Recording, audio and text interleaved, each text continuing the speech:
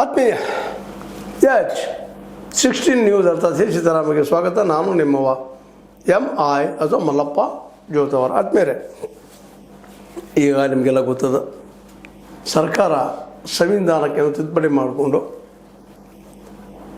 ಒಂದು ವಿಶೇಷವಾದ ಡಿಲಿಮಿಟೇಷನ್ ಅಂದರೆ ಕ್ಷೇತ್ರ ಮರು ವಿಂಗಡಣೆ ಆಗಿರಬೇಕು, ಜೊತೆಗೆ ಮಹಿಳಾ ಮೀಸಲಾತಿ ಏನು ಕೊಟ್ಟಂಗೆ ಆಗಿರಬೇಕು ಅನ್ನುವಂಥದ್ದು ಎರಡೂ ವಿಷಯದ ಮೇಲೆ ಜೋರ್ದಾರ ಅಂಥದ್ದು ಒಂದು ಚರ್ಚೆ ನಿನ್ನೆ ನಡೀತು.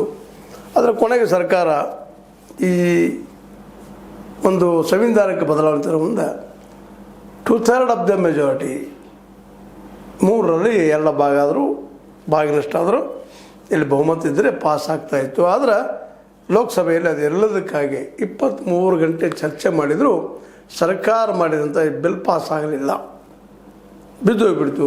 ಇವತ್ತು ಸಾಕಷ್ಟು ಟೀಕೆಗೆ ಒಳಗಾಗ್ತಾಯಿದೆ. ಮತ್ತು ಬೇರೆ ಅದೇ ಕಾರಣಕ್ಕೆ BJP ಆದರೂ ಸಹಿತ ಇದು ಮಹಿಳಾ ವಿರೋಧಿ ಇಂಡಿಯಾ ಗಠಬಂಧನ್ ಅಂತೇಳಿ ಆರ್ಗ್ಯುಮೆಂಟ್ ಮಾಡ್ತಾಯಿದೆ. ಜೊತೆಗೆ ನಾವು ಇದ್ದಂಥವರು ಮಹಿಳೆಯರಿಗೆ ಪರವಾದಂಥ ಸಂವಿಧಾನದ ತಿದ್ದುಪಡಿ ಅಂತ ತರ್ತಾಯಿದ್ವಿ. ಅದನ್ನು ಕಾಂಗ್ರೆಸ್ಸಿಗೆ ವಿರೋಧ ಮಾಡಿದರು. ಅದೇ ಕಾರಣಕ್ಕೆ ವಿರೋಧ ಪಕ್ಷಗಳೆಲ್ಲ ಇಂಡಿಯಾ ಅದು ಏನಪ್ಪ ಅಂದ್ರೆ ಈ ಕಾನೂನನ್ನು ಮಾಡೋದಕ್ಕೆ ಆಸ್ಪದ ಕೊಡಲಿಲ್ಲ ಅಂತೇಳಿ. ಆದರೆ ಇದಕ್ಕೆ ಉತ್ತರ ಕೊಟ್ಟಿರುವಂಥ ರಾಹುಲ್ ಗಾಂಧಿಯವರು ಸ್ಪಷ್ಟವಾಗಿ ಹೇಳ್ತಾ ಇದ್ದಾರೆ ಲೋಕಸಭೆಯಲ್ಲಿ, ನಮ್ಮದು ಏನೂ ತಕರಾರಿಲ್ಲ, ಮಹಿಳಾ ಮೀಸಲಾತಿ ತಂದವರು ನಾವು, ನಮ್ಮ ಸಮಯದಲ್ಲಿ 2023ರಲ್ಲಿ ಪಾಸಾಗಿತ್ತು, ಅದನ್ನು ನೀವು